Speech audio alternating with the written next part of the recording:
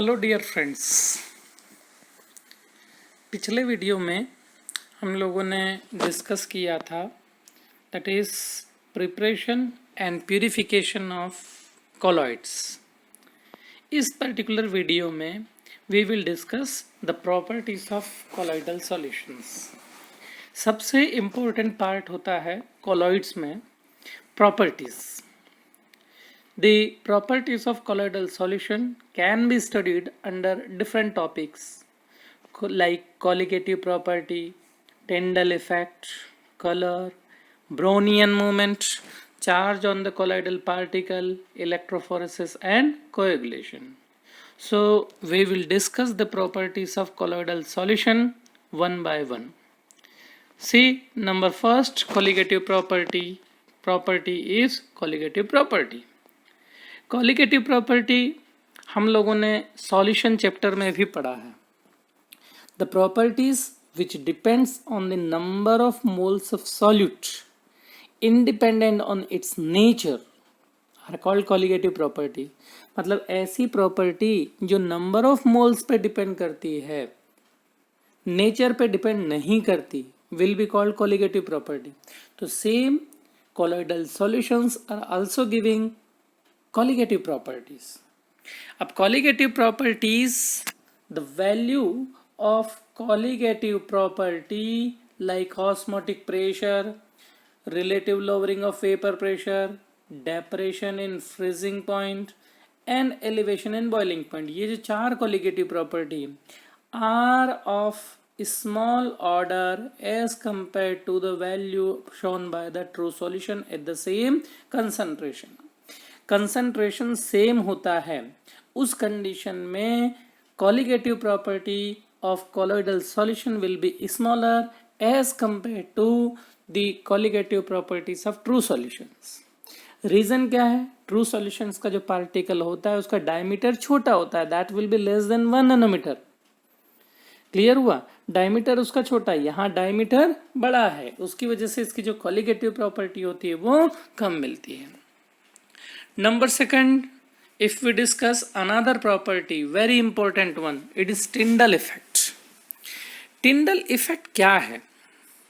जैसे एग्जाम्पल की अगर मैं बात करूं, सिनेमा हॉल में हम जाते हैं, जो लाइट का जो प्रोजेक्शन आता है पर्दे के ऊपर, अगर आप उसको देखो तो the dust particles are seen in the light there, तो वो जो है दैट इज Tyndall effect. तो टिंडल इफेक्ट क्या है? The path of light becomes visible due to scattering of light by colloidal particle. मतलब जो कोलाइडल पार्टिकल होता है वो लाइट को चारों डायरेक्शन में स्कैटर करता है, बिखेरता है, and because of that the path of light becomes visible to us, and this phenomenon is called Tyndall effect. आप रात की रोशनी में कहीं जा रहे हैं, स्ट्रीट लाइट को अगर देखें तो आपको स्ट्रीट लाइट में आपको directly path of light will be visible to us. This effect was observed by Faraday and later studied by Tyndall, that's why it is called Tyndall effect. ये जो diagram यहाँ दिया है, इस डायग्राम में आपको टिंडल इफेक्ट दिखाई दे रहा है। टिंडल इफेक्ट को समझाया जा रहा है। A source, light source is there, और उस लाइट सोर्स से जो लाइट आ रही है वो लाइट एक पर्टिकुलर कॉन्वेक्स लेंस के ऊपर में जा रही है। कॉन्वेक्स लेंस इसे कन्वर्जिंग लेंस, ये यहाँ से जितनी भी लाइट है उस लाइट को एक पॉइंट पे कलेक्ट करता है, और यहाँ से ये जो लाइट है वापिस इस वे में आगे बढ़ती है। क्लियर? तो ये यहाँ जो पार्टिकल है, अगर मान लीजिए हम एक पावरफुल माइक्रोस्कोप ले करके perpendicular to the direction of the light अगर हम उसको ऑब्जर्व करते हैं, तो the particle which is at the centre of this cone, which is at the centre, just showing the scattering of light there. अब particle जो यहाँ है कोलोइडल पार्टिकल, उसकी साइज है 1 nanometer to 1000 nanometer. So it is very important.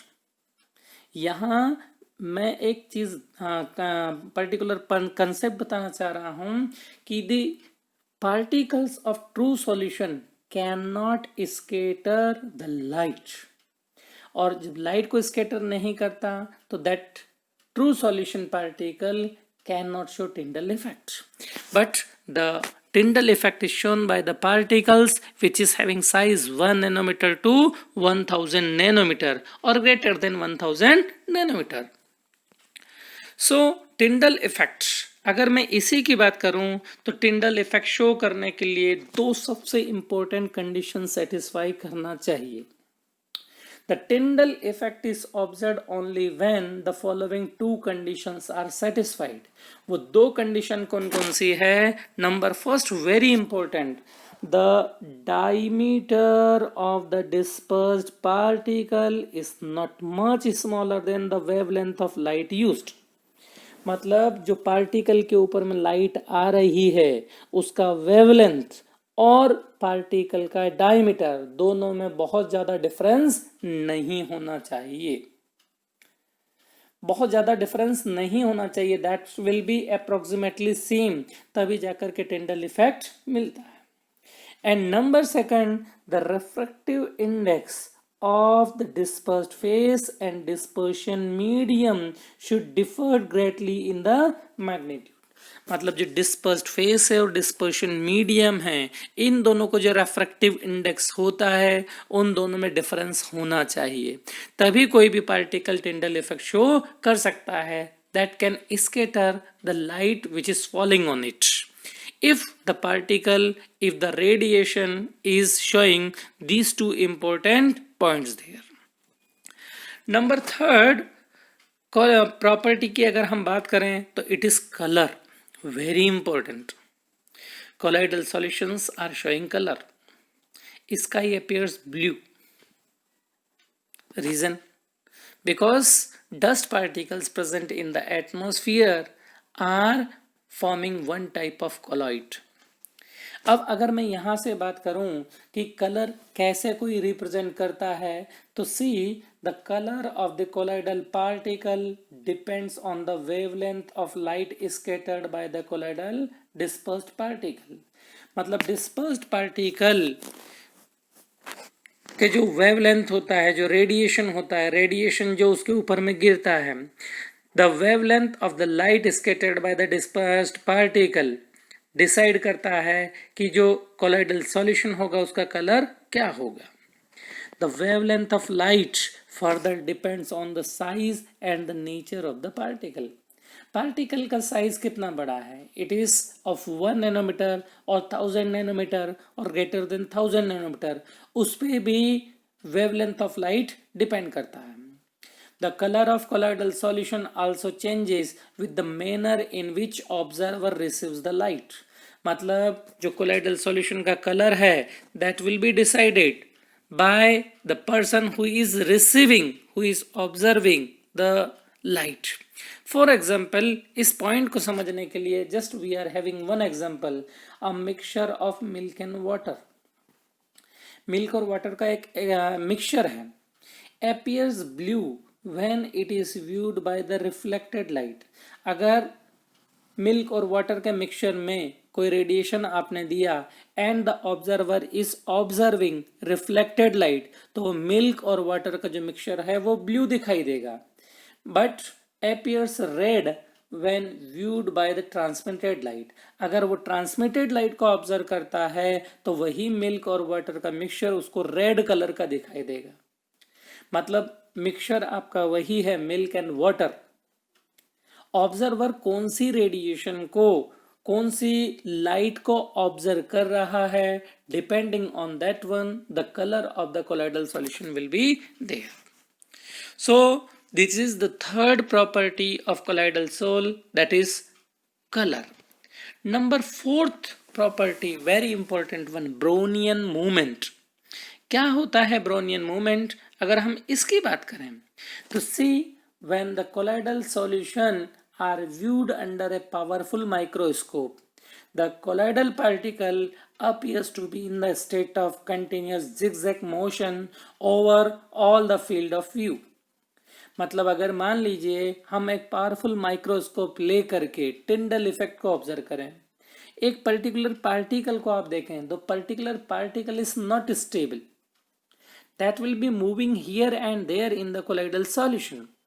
तो वो zigzag movement उसका होता है not in any particular direction, that will be moving in any direction. ये जो डायग्राम में यहाँ पे दिखा रहा है कि पार्टिकल किसी भी डायरेक्शन में मूव कर रहा है. क्लियर? तो ये जो मूवमेंट है, this movement is called Brownian movement. This motion was first observe by British botanist Robert Brown and is named as Brownian movement. Because it was given by Robert Brown, that's why this motion, this particular movement is called Brownian movement. और ये Brownian movement particular colloid को stability provide करता है. अगर ये Brownian movement ना हो तो पार्टिकल सेटल हो जाएगा, और जब पार्टिकल सेटल हो जाएगा तो आपका जो सोल होगा वो सोल प्रेसिपिटेट में कन्वर्ट हो जाएगा. So because of the Brownian movement a particular colloid is stable. Number next property, very important, charge on the colloidal particle. XYZ कोई भी कोलॉइडल पार्टिकल हो, कोई भी कोलॉइडल सॉल्यूशन हो, जैसे we are saying starch sol, starch dispersed phase and water dispersion medium, this is one type of soul.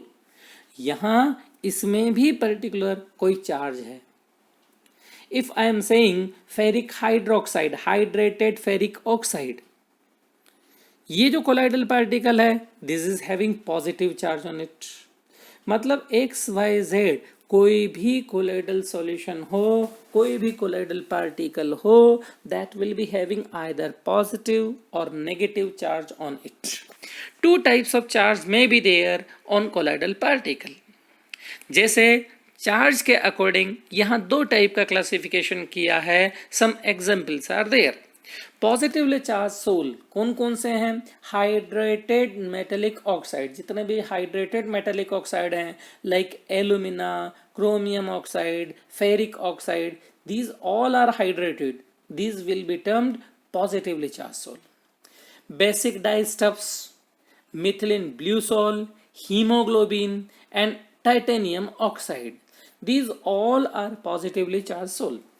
But if we consider another one that is negatively charged, so metal sols, copper, silver, gold, platinum, जैसे last video में हम लोगों ने Bredig's arc method we have discussed for preparation of silver sol. Silver sol जो बनता है that will be negatively charged. Metallic sulphides जितने भी एग्जांपल हैं all will be negatively charged. Acid dyestuffs and soles of starch, gum, gelatin, clay and charcoal etc. These all are negatively charged soul. मतलब कोई भी colloidal particle है that will be having either positive or negative charge on it. तो next question should be there in your mind कि जो charge है colloidal particle में आता कहाँ से है? What should be the origin of charge on the colloidal particle? So different reasons are given. कौन कौन से reasons हो सकते हैं? Reasons for the charge on the soul particles. कौन कौन से हो सकते हैं? Number first, due to the electron capture by soul particle during the electrodispersion of metals. जब सोल का प्रिपरेशन किया जाता है तो during the particular electrodispersion method of metals, soul particle may capture electron on its surface, may be one of the reason. Another reason, due to the preferential adsorption of ion from the solution. जो dispersion medium होता है उस dispersion medium में से वो कुछ ions को अपने सरफेस में एडजॉर्ब कर लेता है. This is one another reason for the charge on the colloidal particle. और ये सबसे ज़्यादा accepted reason की कैटेगरी में आता है. It is the most accepted reason. And number third, due to the formulation of electrical double layer. जो charged particle, colloidal particle होता है उसके चारों तरफ some charge is getting adsorbed there. और adsorption की वजह से चार्ज उसमें आता है. अभी अगर मैं इसकी बात करूं, second point, due to the preferential adsorption of common ion from the solution, इस पॉइंट की अगर मैं बात करूं कि कैसे किसी पर्टिकुलर सोल के ऊपर में कोई चार्ज आता है, तो that can be well explained by the following example. See the origin of charge. यहां we are preparing a colloidal sol of silver iodide. Silver iodide का कोलाइडल सोल बनाने की दो मेथड हो सकती हैं. First method, when silver nitrate solution, अब ये silver nitrate solution I am saying it is dispersed phase, is added to potassium iodide, that is dispersion medium. It is dispersed phase and another one is dispersion medium. The precipitated silver iodide adsorb iodide ion from the dispersion medium and negatively charged colloidal solution is the result. Means यहाँ क्या बोल रहा है, see here कि silver nitrate is there. I am writing silver nitrate. That is silver nitrate. Silver nitrate combining with potassium iodide. ये दोनों combine होंगे, that will be preparing silver iodide plus potassium nitrate. Now see, this is our dispersion medium. तो see here, colloidal particle or dispersion medium, which ion is common between these two? Silver iodide or dispersion medium में which ion is common? That is iodide ion. So these particle will be adsorbing iodide ion which is common between these two. तो ये जो आपका particle है, इस colloidal particle में which charge is getting developed? That is negatively charged. So this is explained here कि जो silver iodide है, उस silver iodide में which charge is getting developed? Negative charge. लेकिन सिल्वर आयोडाइड का ही मैं सॉल्यूशन बनाऊं, लेकिन कंडीशन चेंज कर दूं.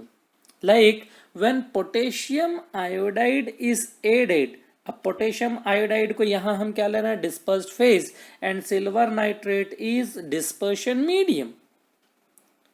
सो पोटेशियम आयोडाइड और सिल्वर नाइट्रेट कंबाइन होगा तो once again that will be forming a colloidal sol of silver iodide.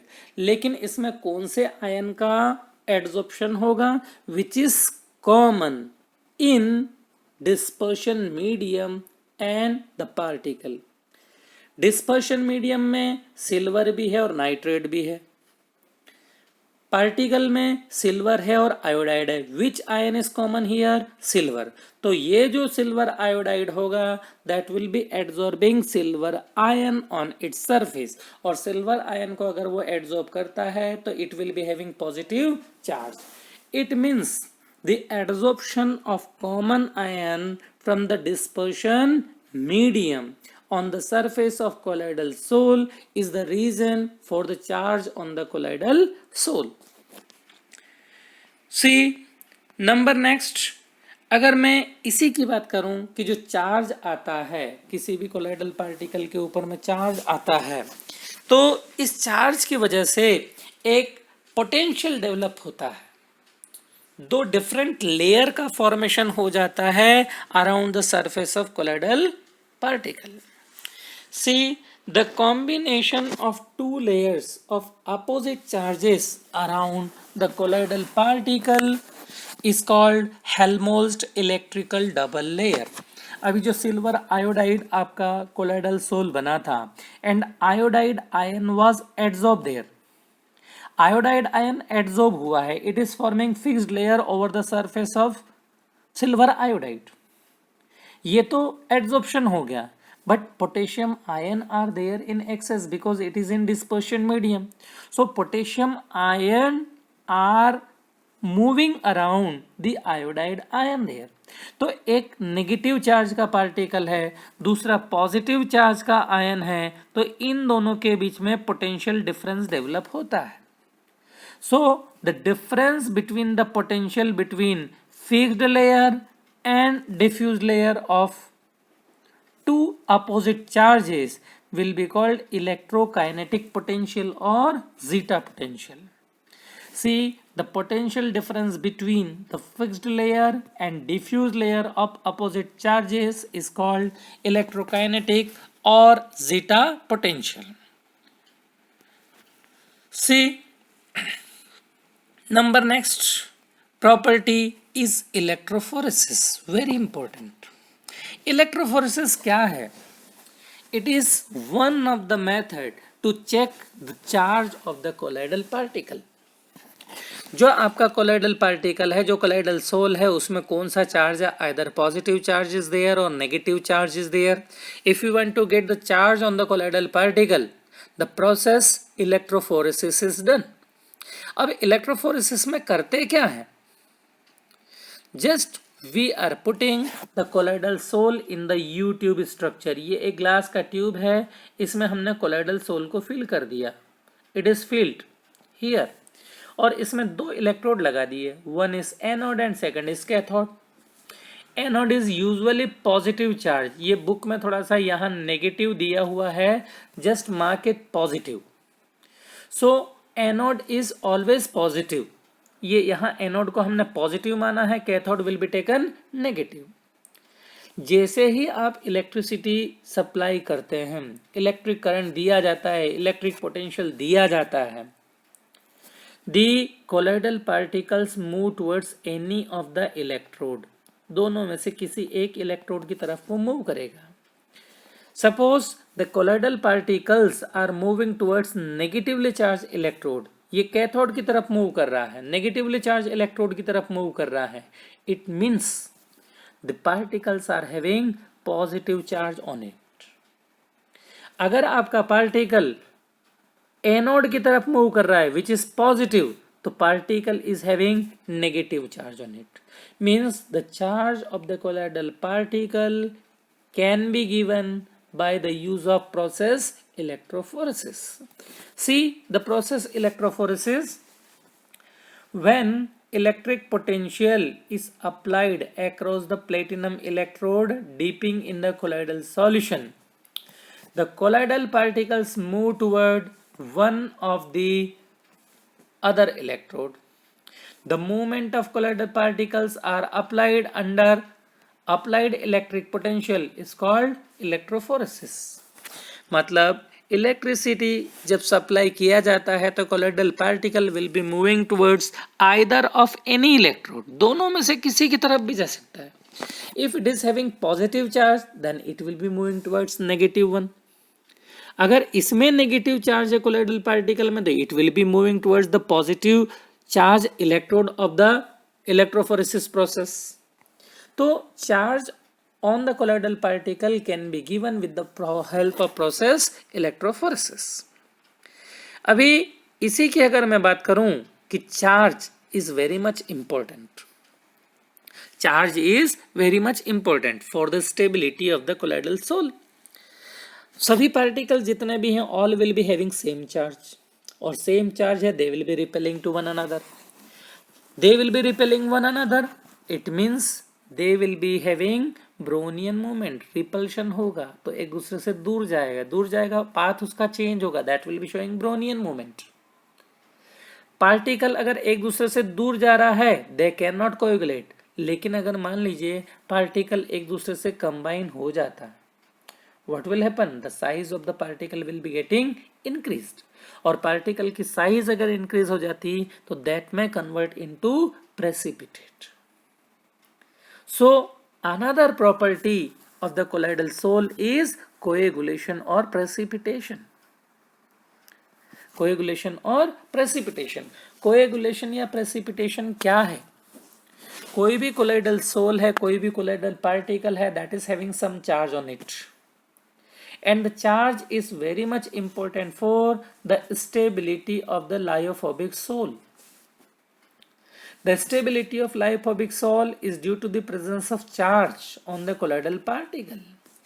If somehow the charge is removed, अगर आपने किसी भी मेथड से चार्ज को रिमूव कर दिया, the particle will come closer to each other, एक दूसरे के पास आएगा, and to form aggregates and settle down under the force of gravity. Particle एक दूसरे से क्लोज आएगा, साइज बढ़ेगी, और साइज बढ़ने की वजह से that will undergo coagulation, precipitation. Precipitate is nothing, just bigger size of colloidal particle. Particle की साइज अगर बढ़ जाती है तो दैट में settle at the bottom and that will be called precipitate. So coagulation कैसे किया जा सकता है कोलोइडल सोल का? A number of methods are there. Ways of coagulation of lyophobic sol. Number first, जो अभी हम लोगों ने मेथड देखा है, बाय इलेक्ट्रोफोरेसिस। दो अपोजिटली चार्ज इलेक्ट्रोड हमने लगा दिया कोलोइडल सोल में। Suppose the particles are moving towards negatively charge electrode. अब वो नेगेटिवली चार्ज इलेक्ट्रोड पे जाएगा तो charge of the colloidal particle will be getting neutralised, और जैसे ही चार्ज न्यूट्रलाइज होगा तो that will be undergoing precipitation there. So by the process of electrophoresis coagulation can be done. Number second, very important, by mixing two oppositely charged soul. हम लोगों ने जब charge की बात कर रहे थे तब we have seen the colloidal particle may have positive or negative charge on them। जैसे hydrated ferric oxide, hydrated will be having positive charge on them। Sulphide वाले जितने भी एग्जाम्पल्स थे that will be having negative charge। if we mix two oppositely charged sol, hydrated ferric oxide को arsenious sulphide में mix कर दें, what will happen? They will mutual coagulate will one another. Positive negative को neutralise करेगा, negative positive को neutralise करेगा, and by doing this तो overall charge will be getting neutralised and both the colloidal sol can be coagulated और precipitated. Number third method for the coagulation is boiling. अगर किसी colloidal soul को boil कर दिया जाए तो भी पार्टिकल में काइनेटिक एनर्जी आती है, और काइनेटिक एनर्जी आने की वजह से द पार्टिकल्स में combines to one another, their charge will be neutralised, and because of the neutralisation of charge colloidal particle undergo precipitation. And number fourth, by persistent dialysis. Dialysis is one of the method of purification. लेकिन अगर मान लीजिए हम continue dialysis करते चलते हैं तो the peptising agent, और we can say stabilising agent which is present in the colloidal sol can be removed by persistent dialysis. तो जो स्टेबलाइजिंग एजेंट होता है अगर उसका रिमूवल हो जाएगा तो lyophobic sols can easily be precipitated. And number next, by the addition of electrolyte. Number next method, by the addition of electrolyte. This is, अगर मान लीजिए किसी कोलोइडल सोल में हम कोई एक इलेक्ट्रोलाइट ऐड कर दें, electrolyte which is having positive and negative charge, electrolyte जो वाटर में जाकर के आयनाइजेशन शो करता है which can convert into ions. अब आयंस होंगे तो will be having positive and negative charge on the different ions there. आपका कोलोइडल सोल अगर पॉजिटिव चार्ज का है तो इलेक्ट्रोलाइट का नेगेटिव चार्ज उसको न्यूट्रलाइज कर देगा। If the colloidal particle is having negative charge on it then positive charge of the electrolyte will neutralise it. मतलब कोई भी electrolyte if we add the neutralisation will occur there. Clear? The ion responsible for neutralization of charge on the colloidal particle is called coagulating ion. जिस ion से coagulation होता है will be called coagulating ion. A negative ion causes precipitation of positively charged soul. Meaning is clear? अगर आपका charged soul, if our soul is positively charged, तो negative charge of the electrolyte will be called coagulating ion layer. Vice versa, अगर मान लीजिए आपका soul negative charge का है तो positively charge ion present in the electrolyte will be the coagulating ion. इसका मैं एक एग्जांपल दे रहा हूं एडिशन ऑफ इलेक्ट्रोलाइट का, कि एडिशन ऑफ इलेक्ट्रोलाइट से कैसे कोएगुलेशन होता है। वाटर को प्यूरिफाई करने के लिए हम फिटकरी का यूज करते हैं। Water is having suspended impurities, मतलब पानी को आपने छान लिया, उसके बाद में भी अगर आप देखें तो सम इम्प्यूरिटीज विल बी देयर, ठीक है। तो उसको प्यूरिफाई करने के लिए वी विल बी एडिंग फिटकरी। फिटकरी is what? Potassium aluminium sulphate. इसमें पोटेशियम आयन है, एल्यूमिनियम आयन है एंड सल्फेट आयन है। Clear? Two positive ions are there, potassium and aluminium, and sulfate ion is there. अगर मान लीजिए जो mud particles, ये जो soil particles which are present in water, very minute particles which are present in water, अगर positive charge का हुआ तो sulfate will neutralize it, अगर उनमें negative charge हुआ तो potassium and aluminium will neutralize it।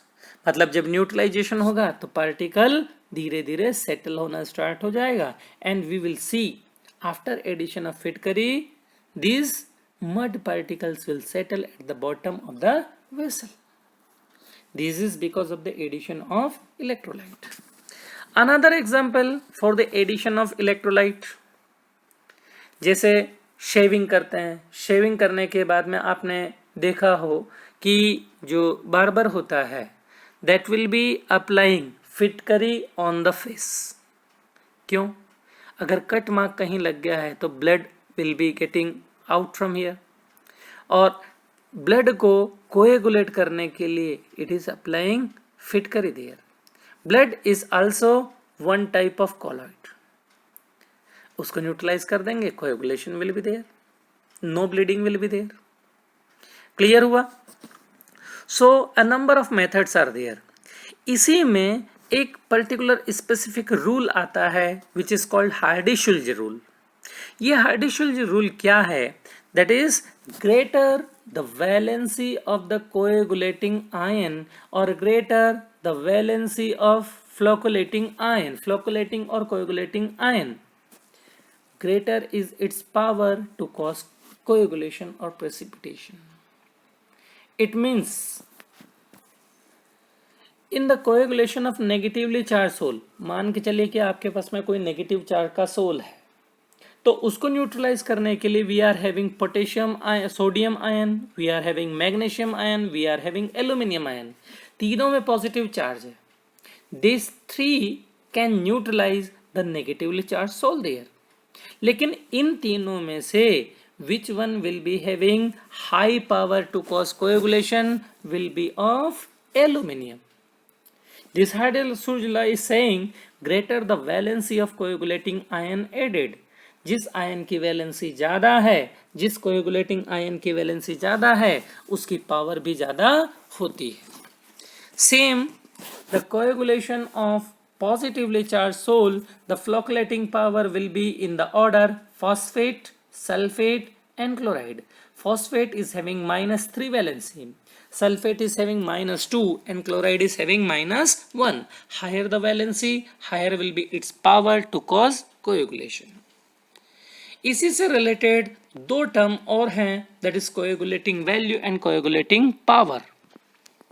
Coagulating value, the minimum concentration of an electrolyte in millimoles per liter required to cause coagulation or precipitation of sol in 2 or is called coagulating value. कितनी कम quantity में कोई electrolyte चाहिए कि वो 2 hours में किसी particular soul का coagulation कर पाए, that will be called coagulation value. मतलब अगर मान लीजिए किसी पर्टिकुलर कोएगुलेटिंग आयन की बहुत कम क्वांटिटी चाहिए, very less quantity is needed, it means आपका जो कोलाइडल कोएगुलेटिंग आयन है it is very much effective. लेकिन अगर उसकी क्वांटिटी ज़्यादा लग रही है किसी सोल को प्रेसिपिटेट करने में, कोएगुलेट करने में, मतलब उसका जो कोएगुलेशन पावर है वो कम है।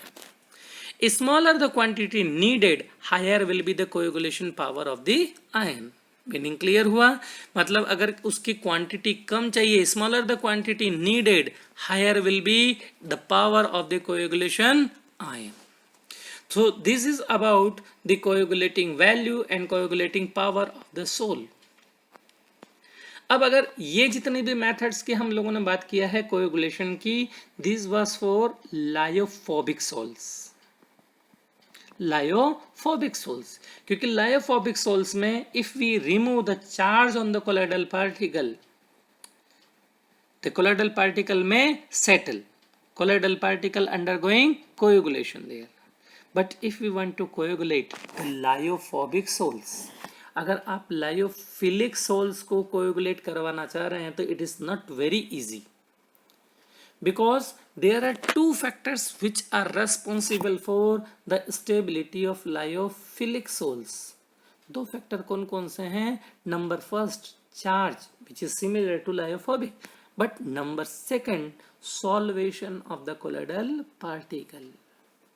Means lyophilic में there will be more interaction between dispersed phase and dispersion medium, and because of solvation and the charge present on the colloidal particle, lyophilic salts cannot be easily coagulated.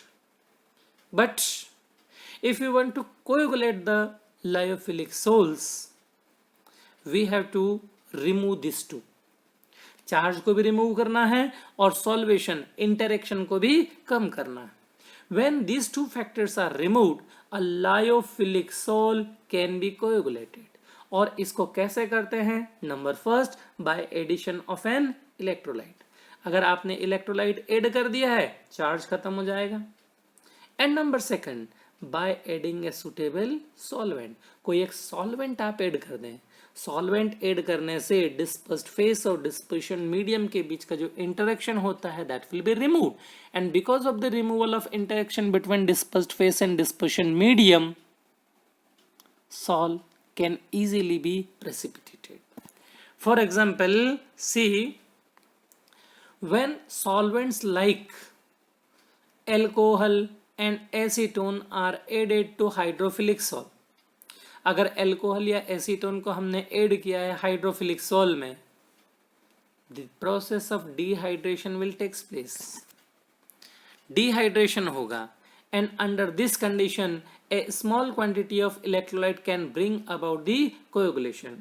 मतलब dehydration अगर होगा, interaction between dispersed phase and dispersion medium अगर कम हो गया, under that condition small quantity of electrolyte can be used to coagulate the lyophilic soul there.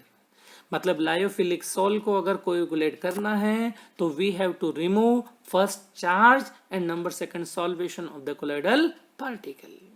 और charge और solvation को कम करने के लिए, हटाने के लिए, रिमूव करने के लिए we have to apply number first by addition of electrolyte and number second by adding a suitable solvent. So friends, this is about the properties of colloidal particle. This is very important part of the colloid. A number of questions asked on the basis of properties of the colloidal soul. आपको video समझ में आया हो तो हमारे channel को subscribe करें. YouTube Academy is my channel, so just subscribe and like the video there. Thank you all.